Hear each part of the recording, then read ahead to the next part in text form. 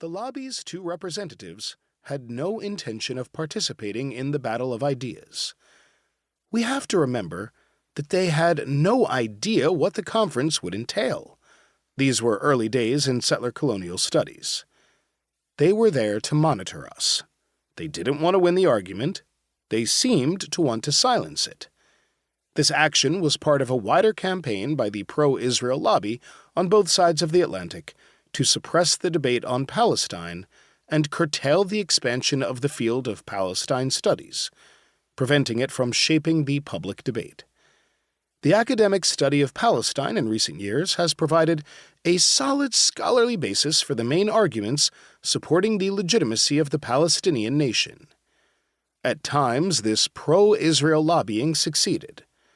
Lecturers lost their jobs for speaking out for Palestine in their research or in political activism, and institutions were asked to cancel courses, modules, workshops, or conferences that were deemed anti-Israeli. We'll see this in action later in the book. Academics, for all their sins, are wordsmiths, and in rare cases manage even to be educators, although the Western system of academia ceased to believe in this part of the vocation long ago, guided by the doctrine of publish or perish.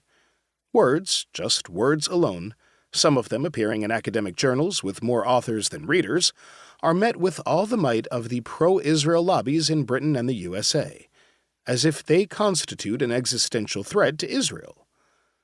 As we shall see, there is a special ministerial team in Israel dealing with these dangerous wordsmiths in academia's ivory towers. The Israelis call it the battle against the delegitimization of Israel. Israel and its lobby could have ignored the conference in Exeter. This gathering did not have the power to change the reality in Israel and Palestine. It couldn't contribute to alleviating the plight of Palestinians. But the Israeli lobby insists on being present in town halls, schools, churches, synagogues, community centers, and campuses on both sides of the Atlantic. In 2024, Israel will not allow any show of solidarity with the Palestinians in Britain and the U.S., even by one person, to escape its radar, and will do all it can to push for the dismissal of every person who condemns its ethical violations and the proscription of every organization calling for boycotts, divestment, and sanctions. It will brand these activities as anti-Semitic and tantamount to Holocaust denial.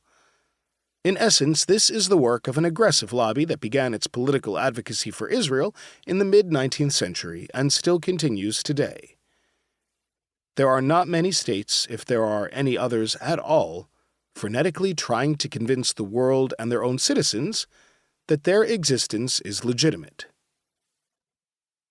Being an Israeli Jew, I know firsthand the toxic effect of such a propaganda effort, and the inertia that accompanies it. After a formative period in which the foundations of institutions are laid, be it a state or a lobby, there comes a time when indoctrination bears fruit. They can rely on their citizens or members to remain loyal to the founding ideology, with no coercion necessary. You cease to ask about the damage done in your name. You no longer think about whether it is moral, justifiable, or even legal. This is a book that goes back to the formative period, before inertia and self-censorship of the loyal foot soldiers of the lobbying effort ensured its longevity. This takes us back to the mid-19th century, when we find Zionism first as an evangelical Christian eschatological vision, and as a genuine attempt to rescue Europe's Jews from anti-Semitism. Towards the end of that century, Zionism became a different project, and it has transformed into a settler colonial operation in Palestine, targeting its indigenous population as alien and as a major obstruction to building a modern and, ironically, democratic European Jewish state at the heart of the Arab world. The Holocaust provided new reasons for Zionists to insist on a homeland in Palestine. The expulsions and genocide in Nazi and fascist Europe pushed Jews to flee, but they had nowhere to go.